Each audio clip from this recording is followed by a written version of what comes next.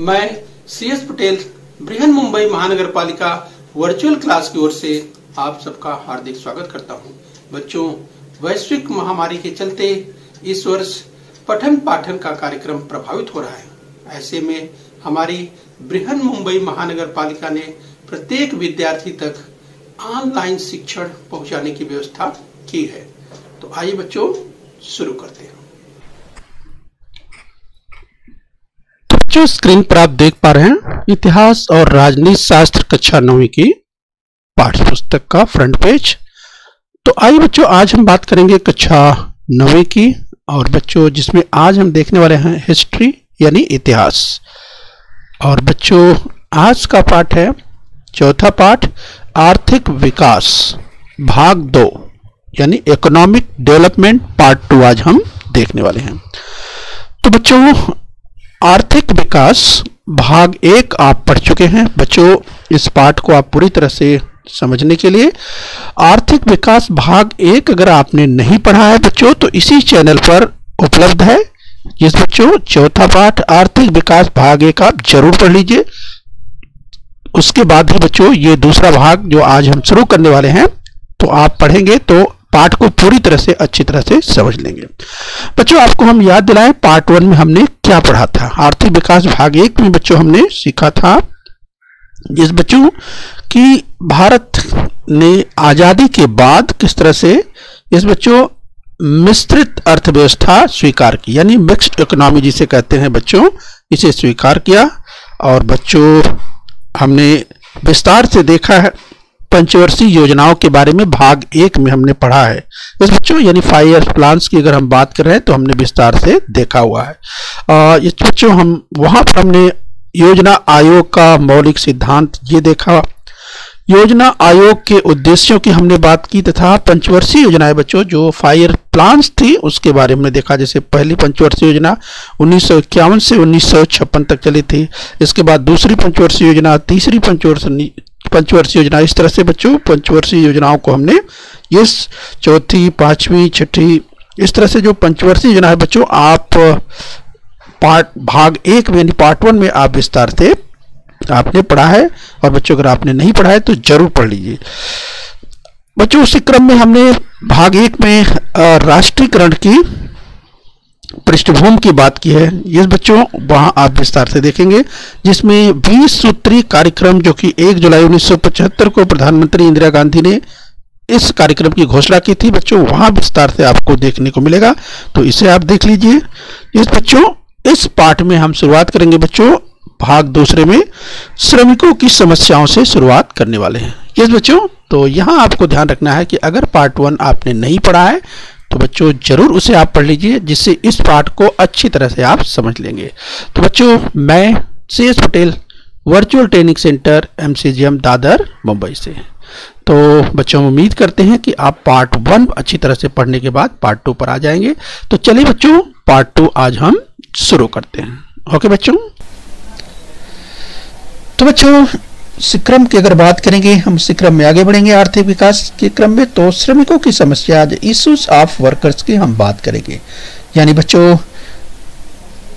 बात करें तो मुंबई में पहली कपड़ा मिल 11 जुलाई 1851 को कावसजी डावर ने शुरू की थी। तो ध्यान रखिए, पूछा जा सकता है मुंबई में पहली कपड़ा मिल, राइट। तो मुंबई में पहली कपड़ा मिल 11 जुलाई 1851 को कावसजी डावर ने शुरू की थी। तो बच्चों हम जो इश्यूज ऑफ वर्कर्स की बात करेंगे, यस। तो चलिए मिल की स्थापना हो गई, मिल की शुरुआत हो गई 11 जुलाई 1851, राइट। तो बच्चों यहाँ पर शुरू हो गई, श्रमिकों की समस्याएं भी साथ में शुरू हो गई। तो स्क्रीन पर आप कपड़ा मिल देख पा रहे हैं जिसकी हम चर्चा कर रहे हैं। तो बच्चों इसके बाद धीरे धीरे दादर, परेल, भाईखला, सिवड़ी, प्रभादेवी और वर्ली में कपड़ा मिलें खुल गई। और बच्चों यह क्षेत्र गिरण गांव के रूप में पहचाना जाने लगा। बच्चों इसी क्रम की बात करें कि 80 के दशक में श्रमिकों में असंतोष का निर्माण हुआ। तो बच्चों स्क्रीन पर देख सकते हैं जो असंतोष का कारण था स्टूडेंट्स, यस हम आगे समझने का प्रयास करेंगे कि आखिर में यह असंतोष जो फैला उसके कारण। स्क्रीन पर आप देख सकते हैं कि कारखानों में जो श्रमिक थे वो काम करना बंद कर दिए, यानी 80 के दशक की हम बात कर रहे हैं बच्चों। इसके लिए हम समझने का प्रयास करेंगे कि उद्योगों में श्रमिकों के वेतन में वृद्धि हो रही थी, उन्हें बोनस की अधिक राशि मिल रही थी, लेकिन बच्चों दूसरे क्षेत्रों की बात करें ऐसी स्थिति थी, लेकिन यहाँ पे ऐसा नहीं हो रहा था। बच्चों कपड़ा मिल श्रमिकों की तुलना में उन्हें अधिक सुविधाएं प्राप्त हो रही थी, तो ऐसी स्थिति बन रही थी। लेकिन बच्चों देखिए स्क्रीन पर हम बात कर रहे हैं कि जो 80 के दशक में श्रमिकों में असंतोष की भावना का निर्माण हुआ, जिसका परिणाम स्क्रीन पर आप देख पा रहे हैं, आपको दिखाई दे रहा है। इस बच्चों 1981 की दिवाली में श्रमिकों को अपेक्षा थी कि उन्हें 20% बोनस मिलेगा, लेकिन बच्चों इस तरह से श्रमिकों का प्रतिनिधित्व राष्ट्रीय मिल मजदूर संघ कर रहा था। इस संघ ने श्रमिक वर्ग को विश्वास में न लेकर मालिकों के साथ बातचीत की और 8 से 17% बोनस को लेकर समझौता कर लिया। बच्चों यही थी चिंगारी जिसके कारण असंतोष का निर्माण हो गया। और बच्चों कुछ श्रमिक डॉक्टर दत्ता सामंत से मिले, उन्होंने डॉक्टर सामंत से नेतृत्व स्वीकारने का निवेदन किया। 65 मिलों के श्रमिक इकट्ठे आए और बच्चों इसके बाद संघर्ष शुरू हो गया और इसके बाद दत्ता सामंत हड़ताल का नेतृत्व करने लगे। 18 जनवरी 1982 में मुंबई में 2.5 लाख मजदूर हड़ताल पर चले गए। तो बच्चों देखिए क्या स्थिति बनी थी 1982 18 जनवरी 1982 को मुंबई में 2.5 लाख मजदूर हड़ताल पर चले गए। तो स्थिति कितनी भयानक थी यहाँ पर आप समझ सकते हैं बच्चों। तो चलिए स्क्रीन पर आगे हम देखने का प्रयास करेंगे कि बच्चों इसके बाद क्या हुआ। गिरण गांव की मशीनों की ठक ठक रुक गई, मानो मुंबई का हृदय ही पूरा बंद हो गया। बच्चों तत्कालीन मुख्यमंत्री अंतुले ने इस समस्या का हल निकालने के लिए त्रिदल समिति का गठन किया। इस बच्चों तो इस समस्या का हल निकालने के लिए जो प्रयास करना था बच्चों, AR अंतुले, उन्होंने इस समस्या का हल निकालने के लिए त्रिदलीय समिति का गठन किया। इस बच्चों आगे चलकर बाबा साहेब भोसले मुख्यमंत्री बने और उनकी भूमिका थी कि कानूनी तौर पर जो सवाल थे वो केवल राष्ट्रीय मिल मजदूर संघ के ही साथ बातचीत करेगी। दत्ता सामंत बच्चों इसी क्रम में दत्ता सामंत ने यह कानून रद्द करने की मांग की। बच्चों हड़ताल के प्रारंभिक समय में मजदूरों को उनके गांव से सहायता मिलने लगी थी। बच्चों शुरू में आप देख सकते हैं कि जब हड़ताल प्रारंभ हुई तो मजदूरों को उनके गांव से सहायता मिलने लगी। प्रारंभ में वे एक दूसरे को सहायता दे रहे थे। प्रारंभ में वे एक दूसरे को सहयोग देना मजदूरों को कठिन प्रतीत नहीं हुआ, लेकिन बच्चों आगे समय चलते परिस्थितियां बदलने लगी। विभागों के अनुसार समितियां बनाकर उन्होंने अनाज और सहायता राशि का वितरण भी किया। वाम दलों ने हड़ताल को समर्थन दिया, लेकिन हड़ताल जैसे जैसे खींची जाने लगी यानी आगे बढ़ने लगी, वैसे वैसे मजदूरों में फूट पैदा होने लगी और हड़ताल को 6 महीने पूर्ण हुए। केंद्र सरकार ने हड़ताल को पूरी तरह उपेक्षित किया। मजदूरों ने जेल भरो आंदोलन शुरू कर दिया और सितंबर 1982 में 1.5 लाख मजदूरों का जुलूस महाराष्ट्र विधान सभा पर गया, परंतु विफलता ही हाथ लगी। हड़ताल को 1 वर्ष पूरा हुआ। बच्चों हम बात कर रहे हैं हड़ताल की। तो बच्चों इस तरह से यह पहली हड़ताल थी जो लंबे समय तक चली और बच्चों 1.5 लाख मजदूर जो है बेरोजगार हो गए। तो बच्चों कपड़े की तुलना में पॉलिस्टर को महत्व प्राप्त हुआ। तो स्क्रीन पर देख सकते हैं परिणाम क्या हुआ। पहले से ही मिल की जो कपड़ा की बिक्री पर प्रतिकूल परिणाम होने लगा, क्योंकि बच्चों जो कपड़े की तुलना में पॉलिस्टर आ गया और पॉलिस्टर को अधिक महत्व प्राप्त हो गया। उसका परिणाम क्या हुआ बच्चों? उसका परिणाम क्या हुआ कि कपड़ा बिक्री पर प्रतिकूल परिणाम शुरू हो गया। और बच्चों यही कारण था कि कपड़ा मिले मुंबई से सूरत अर्थात गुजरात यानी महाराष्ट्र से अब धीरे धीरे कपड़ा की मिलें स्थानांतरित होने लगी और महाराष्ट्र से निकलकर गुजरात की ओर जाने लगी।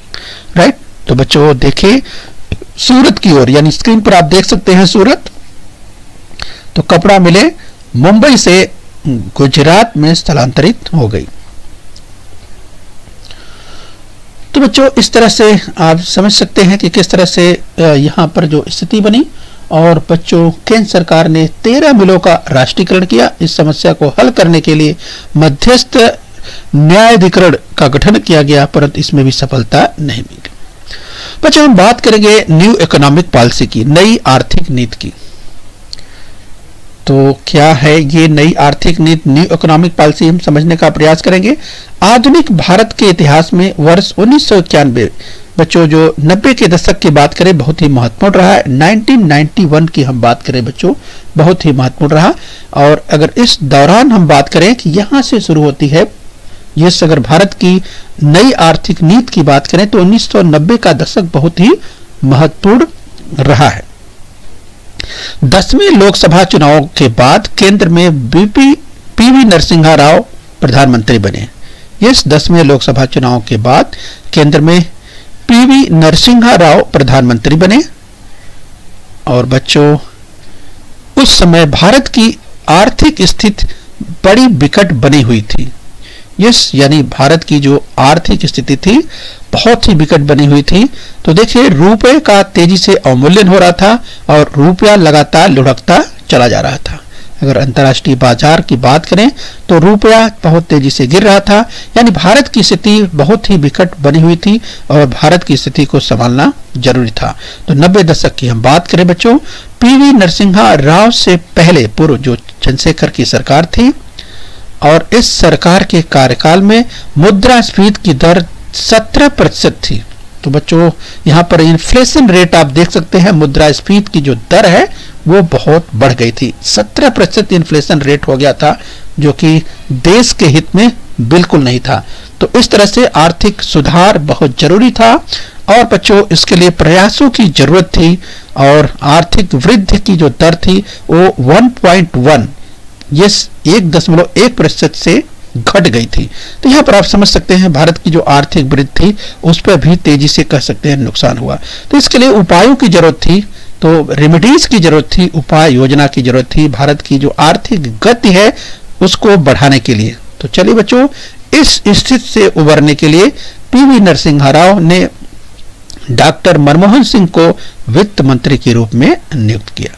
राइट, तो हम बात करें बच्चों तत्कालीन प्रधानमंत्री यस पीवी नरसिम्हा राव, बाईं ओर स्क्रीन पर आप देख पा रहे हैं, दाहिने ओर आप देख पा रहे हैं यस मनमोहन सिंह, डॉक्टर मनमोहन सिंह को वित्त मंत्री के रूप में नियुक्त किया। तो यहाँ बच्चों समझ सकते हैं कि किस तरीके से देश की अर्थव्यवस्था को जो है आगे बढ़ाया जाए और इसके लिए प्रयास जरूरी था। और आखिर में ये प्रयास पीवी नरसिम्हा राव के जो है द्वारा, यानी देश के तत्कालीन प्रधानमंत्री के द्वारा जो प्रयास किए गए उसकी चर्चा हम कर रहे हैं। रेमेडीज की हम बात कर रहे हैं, उपाय योजना की हम बात कर रहे हैं। तो बच्चों यहाँ पर अगर हम बात देखें कि जो हमारे देश की अर्थव्यवस्था की हम बात करें बच्चों, स्थिति ऐसी बनी थी कि केंद्र और राज्य सरकारों के एकत्रित अंतर्गत ऋण का जो सकल आय से अनुपात लगभग 55% हो गया था। बच्चों 1980-81 में विदेशी ऋण 2350 करोड़ डॉलर तक बढ़ गया था। अब यह ऋण 90-91 में 8380 करोड़ डॉलर तक बढ़ गया था। इस समय भारत का विदेशी मुद्रा भंडार केवल 100 करोड़ डॉलर था। तो बच्चों आप सोचिए भारत का जो विदेशी भंडार था केवल 100 करोड़ डॉलर था। राइट, और ऐसी स्थिति में बच्चों इराक द्वारा कुवैत पर आक्रमण किया गया था और तेल के दाम भी जो बढ़ गए थे। तो भारत के लिए एक विदेशी ऋण खड़ा करना कठिन हो गया था। अनिवासी भारतीयों ने भी विदेशी मुद्रा में किया हुआ अपना निवेश निकालना शुरू कर दिया था। तो बच्चों भारत की स्थिति बहुत ही विकट थी। ऐसे में उपाय योजना की जरूरत थी, रेमेडीज की थी और यहाँ पर परिवर्तन की जरूरत थी। तो बच्चों यहाँ पर आप देख सकते हैं कि किस तरीके से जो हम आगे देखेंगे कि आखिर में क्या क्या उपाय योजनाएं की गई।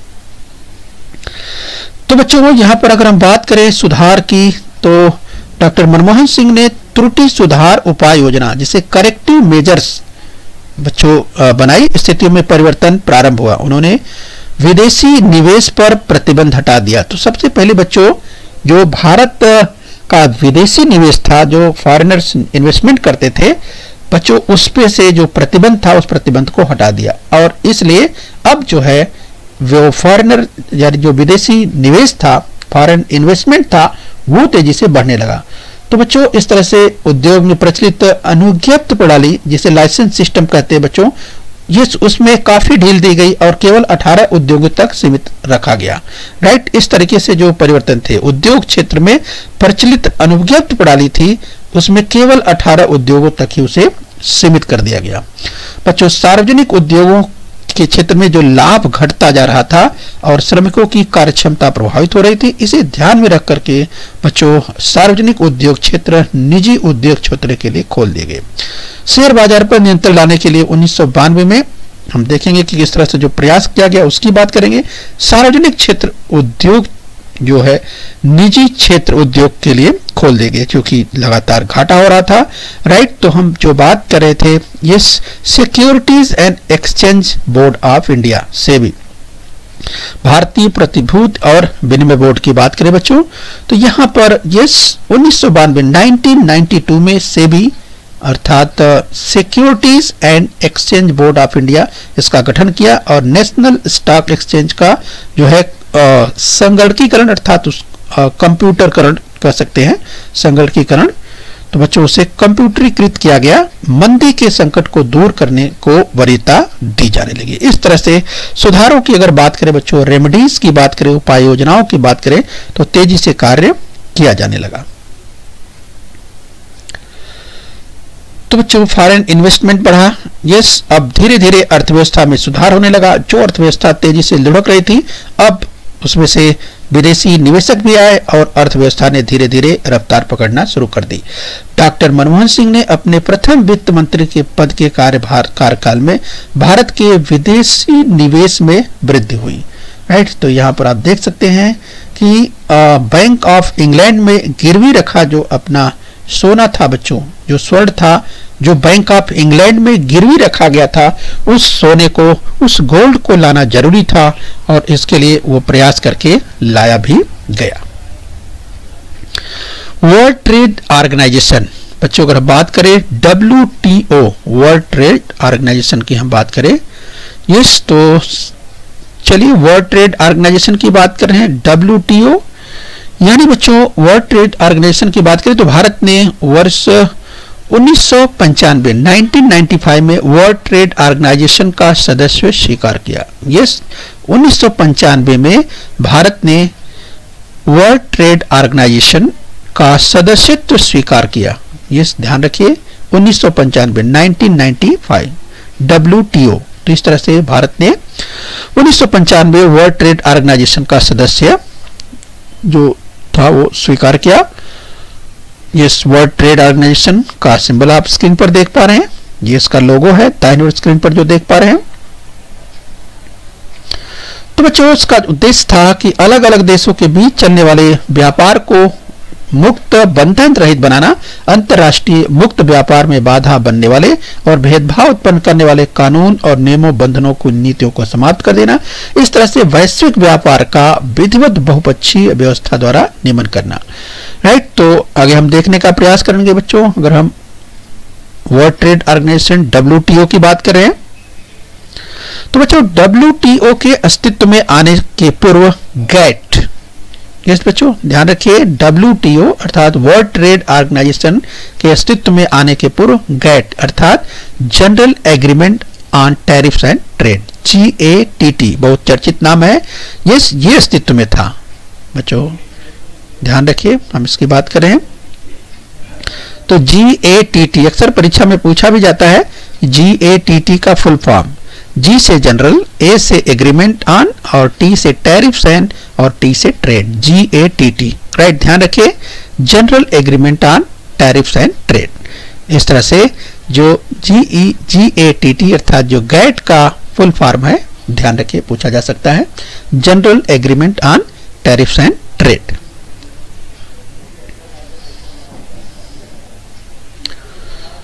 इस तरह से बच्चों यहाँ पर हम थोड़ी चर्चा और कर लेते हैं। राइट, हम बात कर रहे थे WTO की हम बात कर रहे थे।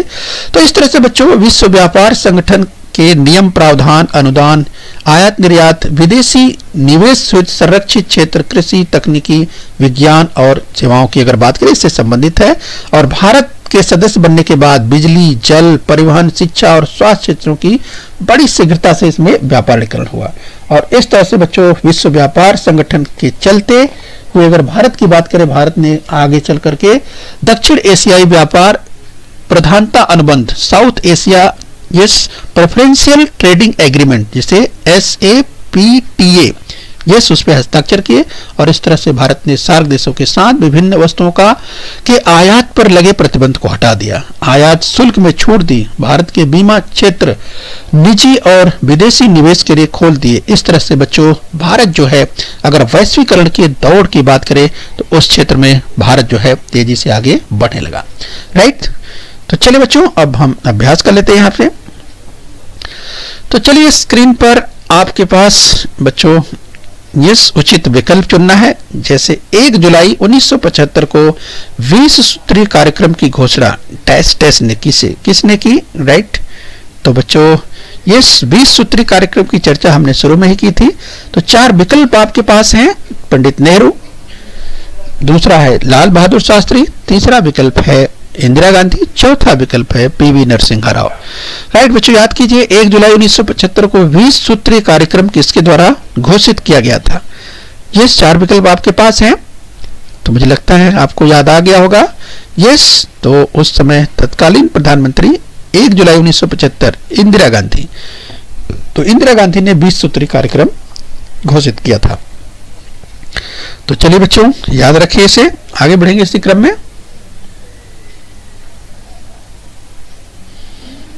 चलिए 19 जुलाई 1969 को डैश बैंकों का राष्ट्रीयकरण किया गया। बच्चों 19 जुलाई 1969 को तो चलिए बच्चों अब आपके पास विकल्प आते हैं, 4 विकल्प हैं। 19 जुलाई 1969 को कितने बैंकों का राष्ट्रीयकरण किया गया? 14, 24, 34 या 44? बच्चों याद कीजिए 19 जुलाई 1969 को कितने बैंकों का राष्ट्रीयकरण किया गया था? 14, 24, 34 या 44? तो चलिए याद कर लीजिए, चलिए उत्तर मिला लीजिए अपना। तो तो 14, 19 जुलाई 1969 को 14 बैंकों का राष्ट्रीयकरण किया गया। बच्चों, तो चलिए इसी क्रम में और आगे बढ़ेंगे।